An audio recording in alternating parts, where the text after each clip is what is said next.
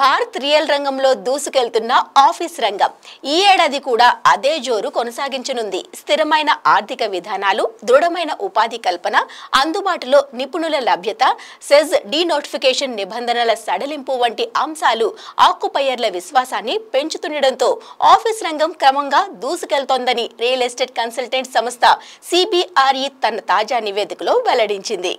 సరఫరాలో 60 నుంచి 65% వీటి ద్వారానే వచ్చే ఛాన్స్. ఈ ఏడాది కూడా దూసుకెళ్లనున్న ఆఫీస్ రంగం.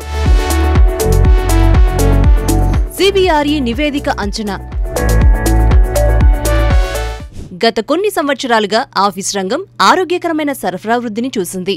2025లోనూ ఇదే ఊపు కొనసాగేలా డెవలపర్లు ప్రణాళికలు సిద్ధం చేసుకున్నారు. కొత్తగా వచ్చే సరఫరాలు 60 నుంచి 65% అగ్ర నగరాల్లోని ఇంటిగ్రేటెడ్ టెక్ పార్కుల ద్వారా రానుంది. ఇక ఆఫీస్ స్పేస్కు సంబంధించి పూర్తి సౌకర్యాలు కలిగిన గ్రీన్ సర్టిఫైడ్ ప్రాపర్టీలపైనే డెవలపర్లు ప్రధానంగా దృష్టి సారిస్తున్నారు. ఆఫీస్ స్పేస్ విషయంలో బెంగళూరు, హైదరాబాద్, ఢిల్లీ, NCR, ముంబై వంటి కేంద్రాలు అత్యంత ఆకర్షణీయంగా ఉన్నప్పటికీ చెన్నై, పుణె వంటి ఇతర కీలక నగరాలు కూడా ప్రాధాన్యతను దక్కించుకుంటున్నాయి. ఈ ధోరణి టైర్ 2 నగరాల్లో లీజింగ్ కార్యకలాపాలను కూడా ప్రేరేపించే అవకాశముందని నివేదిక పేర్కొంది. భారతదేశ ఆర్థిక దృక్పథం సానుకూలంగా ఉందని, ప్రపంచ ఆర్థిక అనిశ్చితులు కొనసాగుతున్నప్పటికీ స్థిరంగా ఉందని CBRE India chairman CEO Anshuman magazine పేర్కొన్నారు.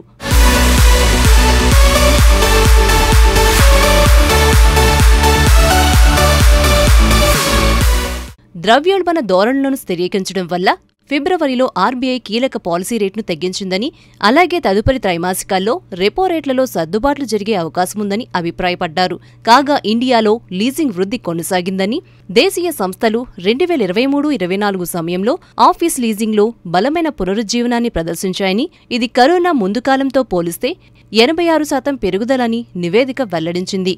అలాగే CBRE 2024 ఇండియా ఆక్యుపియర్ సర్వే ప్రకారం దేశీయ ఆక్రమణదారుల్లో 78% మంది రాబోయే 2 ఏళ్లలో తమ పోర్టుపోలియోలను 10% లేదా అంతకంటే ఎక్కువ విస్తరించాలని యోచిస్తున్నట్లు తేలింది.